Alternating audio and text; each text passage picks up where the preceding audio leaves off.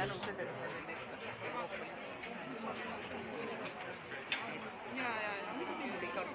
ei, minu pärast need on väga... Aitäh sulle, Saveli!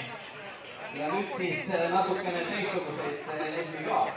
Et kui see maakarja kasvatajate seltsi riid ja maakarja